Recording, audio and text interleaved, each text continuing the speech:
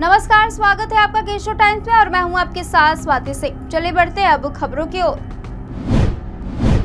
जन स्वराज पार्टी की पटना के गांधी मैदान में पहली रैली से प्रशांत किशोर ने अगले 10 दिन के अंदर बिहार बदलाव यात्रा पर निकलने का ऐलान किया है। जी हां, प्रशांत किशोर ने लगभग 8 मिनट के भाषण में रैली में आ रहे लोगों को रोकने की कोशिश का आरोप लगाया है और इसके लिए मुख्यमंत्री नीतीश कुमार को लपेटा है। उन्होंने कहा कि प्रशासन ने पहले से बताने के बाद भी कोई इंतजाम नहीं किया, जिसके कारण पटना के इर्द गिर्द 2 लाख से ज्यादा लोग बसों में भूख प्यास में जाम में फंसे रहे। पीके ने आगे कहा कि वो घंटों प्रशासन के हाथ पैर जोड़ते रहे लेकिन कुछ नहीं हुआ। उन्होंने रैली में आए लोगों से नीतीश कुमार और अफसरशाही को उखाड़ फेंकने का आह्वान किया है और दावा भी किया है कि 6 महीने बाद राज्य में जनता की सरकार बनेगी। चुनाव रणनीतिकार के तौर पर 2015 के चुनाव में नीतीश कुमार के साथ किए गए काम का जिक्र करते हुए प्रशांत किशोर ने कहा कि अगर उन्होंने मदद नहीं की तो आज नीतीश संन्यास लेकर कहीं बैठे होते।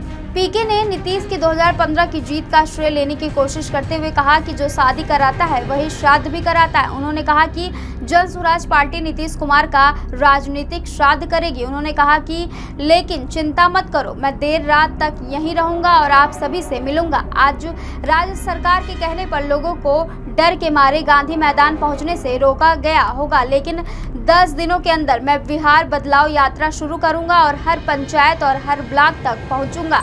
जब लोगों ने मन बना लिया है तो फिर बिहार में बदलाव का कोई नहीं रोक सकता, क्योंकि इसके लिए अभी आंधी चल रही है। किशोर ने कहा कि अगर लोग राज्य सरकार के अपराधियों द्वारा फैलाए गए जंगल राज को खत्म कर सकते हैं तो वे नीतीश शासन के अधिकारियों द्वारा फैलाए गए जंगल राज को भी खत्म कर सकते हैं। हालांकि जेडीयू प्रवक्ता नीरज कुमार ने कहा कि रैली में उतनी ही उपस्थिति थी जितनी सामान्य तौर पर गांधी मैदान में शाम को टहलने वाले लोगों की होती है। उन्होंने कहा कि रैली के माध्यम से पीके ने खुद को उजागर करने का अच्छा काम किया है और अपनी असफलताओं के लिए दूसरों पर दोष गढ़ने का कोई मतलब नहीं है। उन्हें लगता है कि राजनीति का एक व्यवसाय है, लेकिन ऐसा नहीं है। उन्हें संदेश मिल गया है, बड़ी बड़ी बातें करने से बदलाव नहीं आ जाता।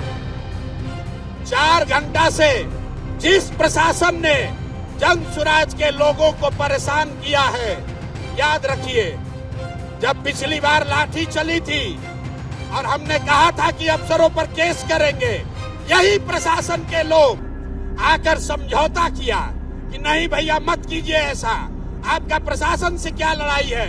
आज दूसरी बार इन लोगों ने हमारे साथ जन स्वराज के साथ धोखा किया है, इनको अब छोड़ेंगे नहीं, इनको छोड़ेंगे नहीं।